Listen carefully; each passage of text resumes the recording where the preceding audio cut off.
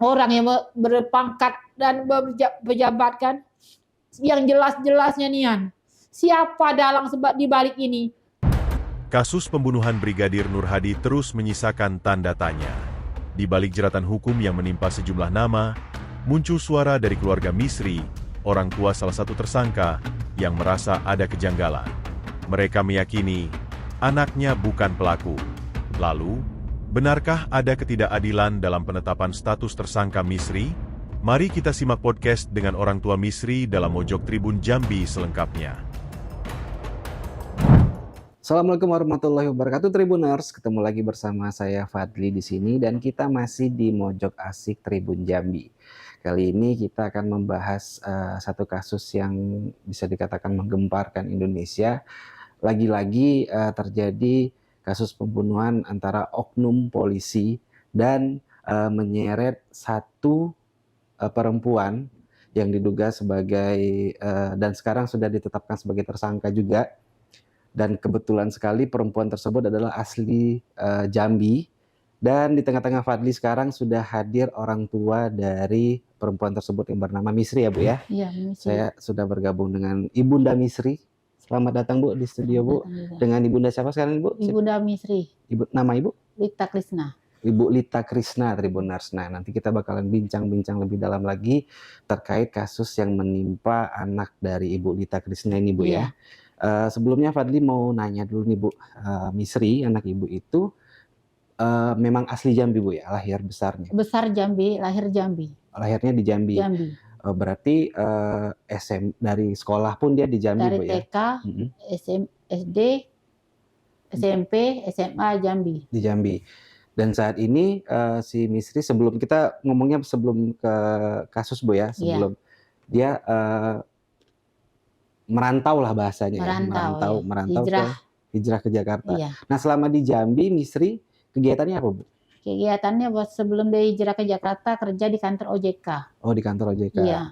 Dan Pak Di juga sempat dapat kabar bahwa ketika si Misri di Jambi itu sempat mendapat beberapa prestasi Bu ya? Banyak, iya. Ya, contohnya masih SMA dia dapat prestasi kelas 2 SMA 2018 dia mewakili Provinsi Jambi internasional ke Jakarta.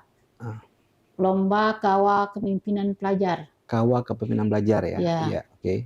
Terus?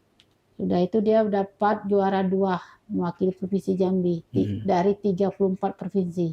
Si Misrinya ini, itu di usia berapa kira-kira itu? 18 tahun mereka, 18 tahun berarti si Misri ini udah banyak sekali prestasinya Bu ya. Nah, si Misri kan merantau nih ke Jakarta. Itu di usia berapa?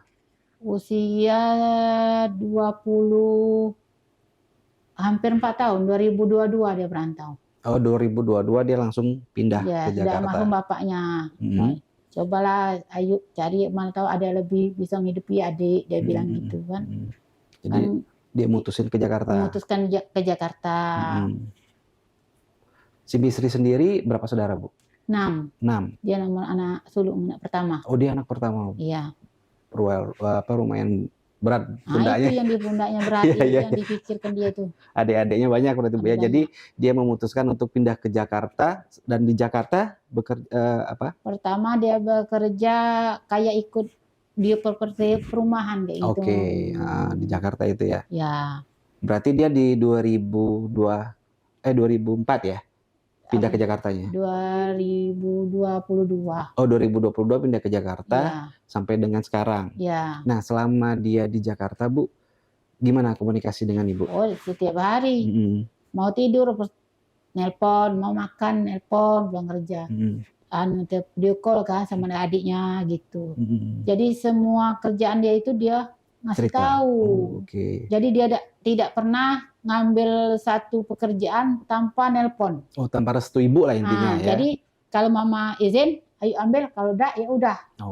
Gitu dia. Pulang ke Jambi sering? Biasanya pulang ke Jambi kadang tuh 3 bulan sekali, pulang sehari 2 hari, kayak gitu. Dia nggak pulang dari baru-baru ini aja. Baru-baru. Kalau Lebaran pasti pulang? Pasti pulang. Pasti pulang ya. Oh, berarti dia si Misri sendiri sering pulang juga Bu ya, walaupun di Jakarta dia sering pulang. Berarti mondar-mandir juga lah dia. Mondar-mandir itu pulang kan. Nah, ketika kasus ini kan terjadi di bulan April nih Bu. Kasus yang bisa dikatakan menyeret anak Ibu dalam kasus ini. Sebelumnya Ibu tahu kasus yang menimpa anak Ibu itu dari mana? Dari Misri langsung kah atau dari pemberitaan? Dari orang Polda langsung. Itu bulan apa Ibu dikasih tahu? Lupa aku, bulan-bulan tadi lah. Bulan April, enggak, setelah bulan April. Kalau nggak salah itu ya, bulan 5 kalau nggak salah. Itu langsung surat dari Lombok. Oh, langsung dari Lombok. Iya. Terus? Udah tuh lagi pula Misri nelpon, dia jadi tersangka. Dia nelpon juga, "Ma, ini kenapa kok Ayu bisa jadi tersangka? Sedangkan Ayu nggak tahu apa-apa. Ayu datang dibayar, udah gitu," dia bilang. Dia bilang gitu, oke. Kalau Ayu tersangka berarti Ayu kenal. Ayu nggak kenal sama almarhum. Baru kali itu ketemu, dia bilang. Itu yang dia bilang sama ibu nelpon. Ya sabar nak, nanti Ayu kesini. Ya kan waktu dia mau berangkat, ngambil job ini kan. Nah, Ayu mau pergi. Kemana nak? Ke Lombok. Kayaknya ada teman Ayu yang polisi. Katanya menghubungi Ayu.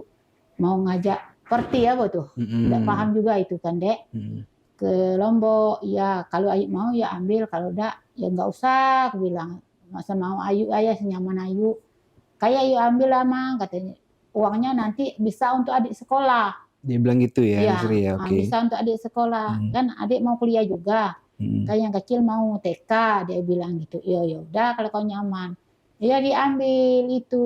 Waktu itu pas dia lagi di Bali. Posisi dia lagi di Bali waktu itu. Lagi di Bali. Oke. Ya gitu. Awal dia itu kan. Jadi sudah kejadian ini dia ngomong sama nelpon ibu, "Ma, tadi ada teman Ayu yang kayak gini. Kayaknya tenggelam." Kalau kira Ayu, dia cuma bercanda. Ayu bangunkan sama si polisi itu. Dibantulah sama dia. Cuma bantu dia itu, tidak lebih. Dia memang tidak tahu apa-apa. Oke. Berarti sebelum Misri menceritakan apa yang terjadi, berarti sebelum Misri berangkat ke NTB itu udah nelpon ibu dulu, udah ngabarin ibu dulu ya. Oke, dia bilang mau berangkat sama beberapa teman polisi berarti. Ya. Oke, di sana ibu nggak ada feeling apa-apa Bu ya? Nggak ada feeling apa-apa. Orang saya tahu anak saya itu tidak bakalan yang kayak gitu. Iya, oke. Nah, jadi di bulannya ibu juga lupa ya bulan berapa dia nelpon kalau dia lagi di Bali itu, tanggal berapa? Belum, lupa ibu. Ya, karena ibu juga nggak tahu tanggal ya kan. Jadi dia nelpon udah sehat gitu. Dia mau pergi itu. Jadi ibu bilang, "Ayo sama siapa? Ini dia bawa teman mama, ada temannya." Dia bilang, "Oh ya pergilah, hati-hati Bek," dia bilang. Lah itulah yang jadi masalah tuh sekarang kan.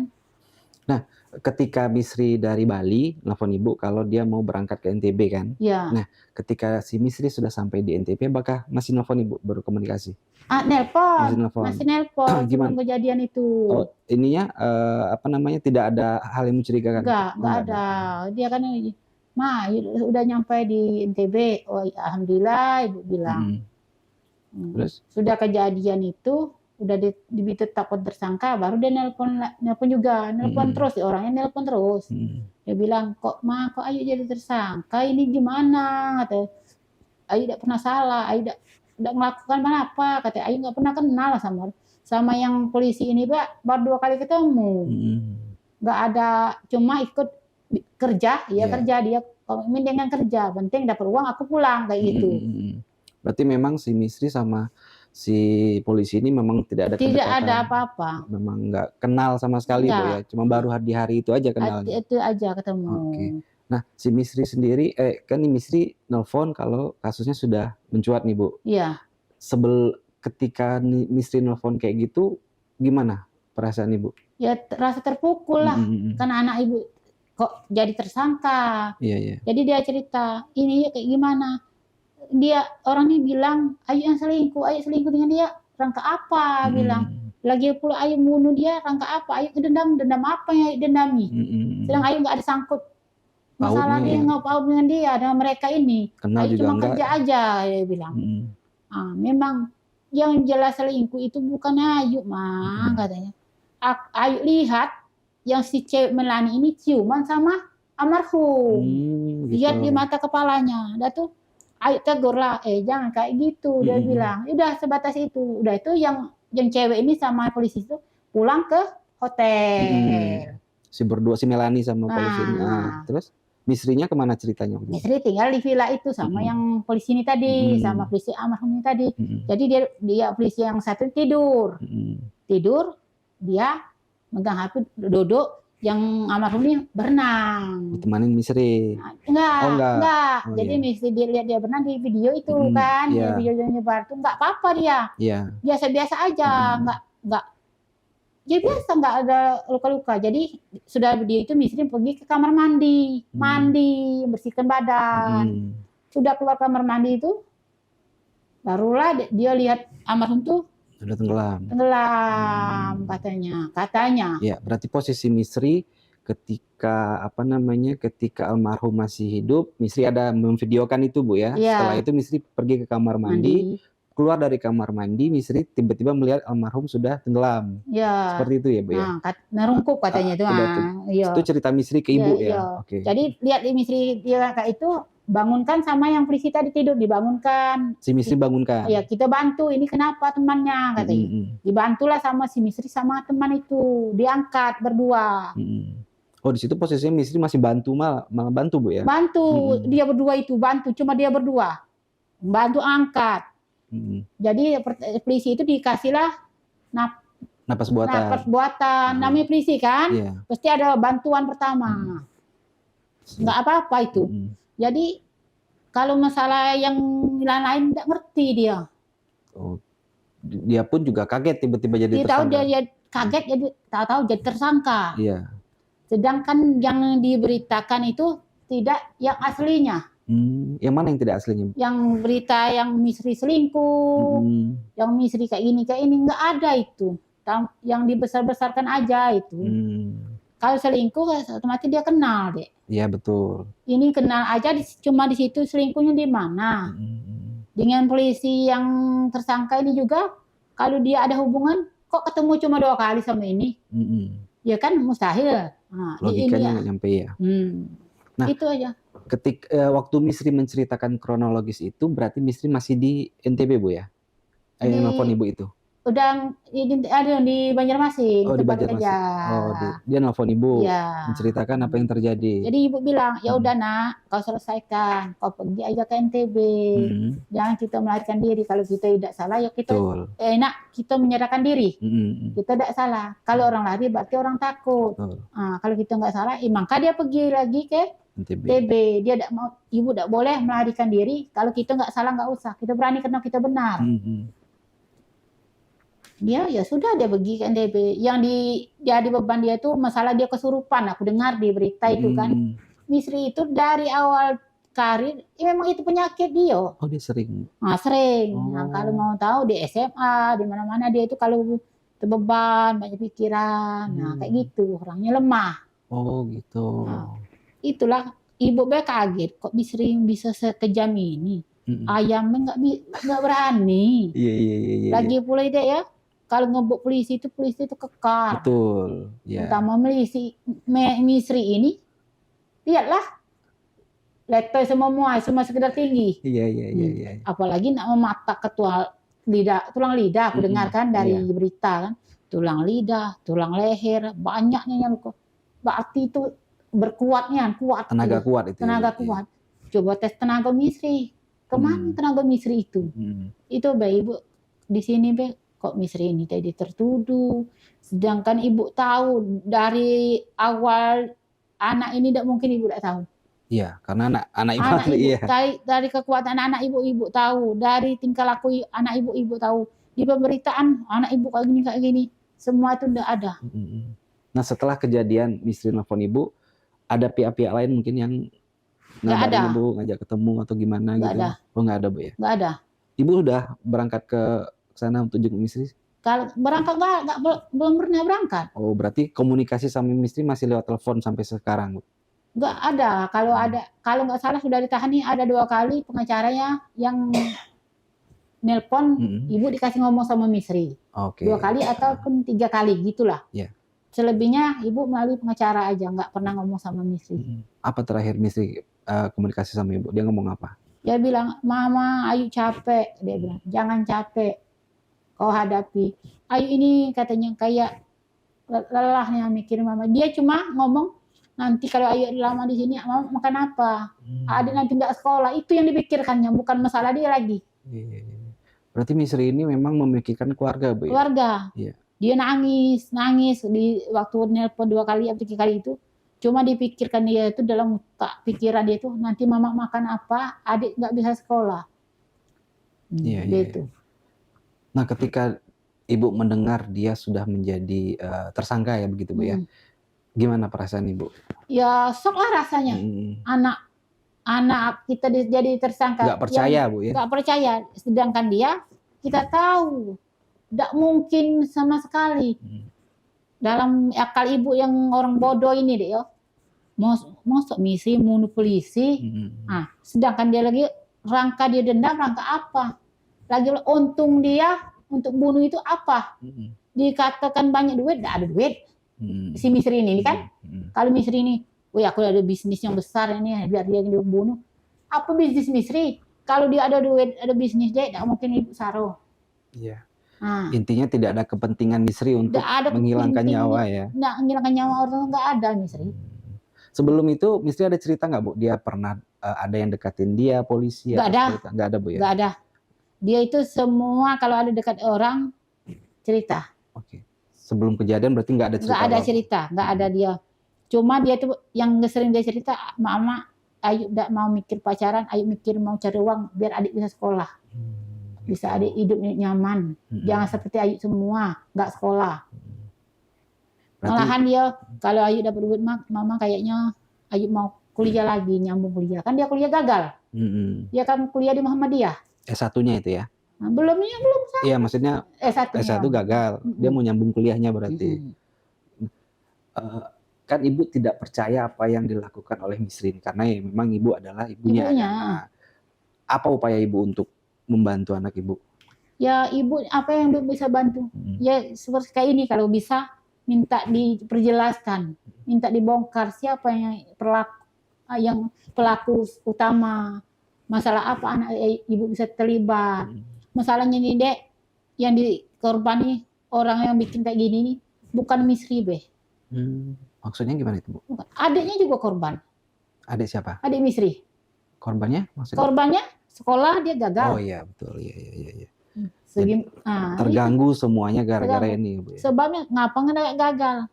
Semua yang kepala tulang punggungnya Misri. Ibarat tuh kalau tulang punggungnya sudah nggak bisa kerja, siapa yang ngasih makan, siapa yang ngasih biaya sekolah? Oke. Jadi memang atas kasus ini berarti adik-adik Misri terimbas, Bu, ya. Terus juga di rumah juga kebingungan seperti apa. Ibu ada keinginan untuk ke NTB? Kalau keinginan udah lama deh, kalau bisa. Ini nggak mampu, mau ke sana pakai apa, ya kan? Nggak mampu. Nah, pengacara Misri ada cerita apa, Bu, kemarin? Nggak ada dia cerita. Ya cerita dia ya sabar. Nah, sabar ya Bu, kita jalani baik-baik gimana cara proses hukumnya. Ya kalau pengacaranya alhamdulillah baik, ada orang yang masih ada orang baik. Nah, sebelum Ibu kesini terakhir komunikasi dengan Misri itu kapan, Bu? Udah berapa hari ya? Nggak tahu lagi. Itu yang dia bilang capek segala macam itu, Bu, ya? Itu nangis kan, dia sedih itu aja. Namanya HP pengacara kan nggak ngomong apa-apa. Cuma ngomong, Ayu capek mama hati-hati jaga kesehatan, itu aja. Ibu juga ngomong, Ayu juga jaga kesehatan, itu aja, nggak ada ngomong lebih-lebih. Ngomong cuma berapa menit juga. Nah Bu, ini harapan Ibu lah untuk Ibu kepada penegak hukum nih. Apa harapan Ibu? Gimana ya? Telitilah melihat semua kasus ini, jangan ke anak Ibu semua. Oh iya. Langkah ini anak Ibu kan tidak tahu apa-apa. Jangan memojokkan. Sekarang ini bukan masalah hukum aja ya. Masyarakat juga menghukumi. Menghukumi anak Ibu kan. Utamanya dari sosial media. Beritanya kan yang aneh-aneh. Nggak ada dibilang. Ibu jadi terpukul juga. Bukan Misri aja. Nah, apa namanya, eee, si Misri ketika bercerita, kronologis kejadian dan Ibu kan juga bacalah beberapa beritanya. Banyak kejanggalan dari berita-berita Banyak kejanggalan. di antaranya, Bu? Antaranya Misri simpanan yang berhubungan dengan polisi tersangka. Sudah itu Misri selingkuh sama almarhum. Itu kan udah kejanggalan. Janggal, Ibu, ya? Janggal. Sebab itu nggak ada. Iya. Sudah itu yang lagi yang Ibu bilang kejanggalan, mustahil Misri bisa membunuh orang sebesar itu. Iya. Karena Ibu sendiri tahu lah ya kekuatan Misri seperti apa ya. Kekuatan Misri. Oke, Bu, mungkin terakhir, Bu, ada pesan nggak, Bu, kepada penegak hukum yang terkait tentang kasus ini seperti apa, Bu? Saya cuma mohon dengan penegak hukum, minta tolong anak saya, telitilah membuka hukum ini kan, diterangkanlah siapa yang salah, siapa yang enggak. Jangan terabas aja, tuduh siapa orang yang enggak tahu. Yang tertuduh kan anak Ibu. Yang aslinya enggak tahu siapa yang asli pelaku ini. Itu yang Ibu pengen. Jangan kayak gini. Ini kayaknya apa itu? Cuma mengkambing hitamkan. Yang dikambing hitamkan anak Ibu. Sedangkan anak Ibu enggak ada sangkut paut. Segi kenal enggak. Nah, ya kan? Kalau ada bisnis enggak ada punya bisnis. Aku lihat lagi masalah yang kata barang haram, anak aku enggak pernah nganu barang haram itu, enggak pernah. Tapi kalau dia waktu dia pesta itu dia memang ada mengonsumsi obat itu dari dokter. Obat dari dokter. Dia ngambil. Itu aja yang jelas. Berarti Ibu yakin banget kalau aku memang yakin ya anak Ibu tidak terlibat dalam kasus pembunuhan ini, Bu, ya. Ya lagi pula yang dibilang dia selingkuh enggak. Dia ciuman sama siapa? Yang ciuman kan yang cewek ini tadi. Si Melanie ini. Melanie ini tadi. Jadi Melanie kok saksi, dia jadi tersangka. Yang dilibatkan kok dianya yang selingkuh. Yang sekarang itu yang Ibu mau bukanya siapa yang salah, siapa yang benar. Penegak hukum adil harus, jangan kayak gini. Itu yang kami harapkan. Bukalah dengan netral. Jangan kami ini orang susah yang enggak tahu hukum dipojokkan seperti ini. Jangan. Tuhan adil. Yang dizalimi itu anak yatim. Bukan adiknya juga bukan dia dewek yang susah. Adiknya juga. Ada 5 adik yang menunggu. 5 adik yang ditunggu. Adiknya sampai ngomong, telepon mama. Ikan manggil Ayu Ico. Adik mau makan buah. Nanti nunggu Ico nelpon. Dia ngarapkan Ayunya nelpon. Kan nggak bisa nelpon Ayu. Iya. Berarti sekarang memang keluarga nunggu kabar dari sana, Bu, ya? Iya, nunggu kabar. Nelpon kemana? Nggak ada. Dari pemerintah provinsi, kalau bisa saya minta bantu juga. Gimana cara luruskan masalah ini. Seidak-idaknya anak saya sudah mengharumkan nama Provinsi Jambi ke internasional, ke nasional kan, mengharumkan nama pendidikan Jambi. Banyak prestasinya di rumah. Seidak-idak ibarat itu udah ada jasa dari Provinsi Jambi. Saya minta bantu punya dengan bantuan Provinsi Jambi. Ada uluran tangan membantu anak saya. Cuma itu yang saya harapkan. Jangan anak saya seperti ini dikambing hitamkan sama orang yang berpangkat dan berpejabat kan. Karena kami dikambing hitam, kami orang susah, lagi orang bodoh. Kami tidak ada kewenangan. Berpikirlah orang pejabat ini. Hak apa anak saya mau bunuh orang? Dia ada bisnis enggak? Ada uang enggak? Rangka apa dia membunuh si almarhum ini? Dia ada hubungan Ida, semua ini tertuduh dia semua sekarang. Bukalah yang jelas-jelasnya nian. Siapa dalang sebab di balik ini? Jangan disimpan, dirapatkan di sosial media. Anak saya lagi. Yang lain diam aja. yang cewek yang bercumbu dengan laki-laki yang dengan almarhum tuh nggak ada fotonya, nggak ada, cuma ada segala nama saksi. Coba dia dibukakan, dimediakan juga. Jangan anak saya dengan yang ini, ibu lihat kejanggalannya. Foto yang di sosmed Misri sudah tuh, yang tersangka polisi yang satu itu Yogi, yang polisi satu nggak pernah terbuka, nggak pernah saya ngamati. Kok polisi ini dia tersangka, tapi yang Yogi ini yang terbuka, yang satu ini nggak pernah. Itu mana? Yang cewek yang satunya mana? Sedangkan yang cewek ini ya, dalam akal saya aja nih ya, bukan saya kan orang bodoh, tapi saya bisa melasi dengan akal saya yang sehat. Logika, Bu, ya? Logika saya.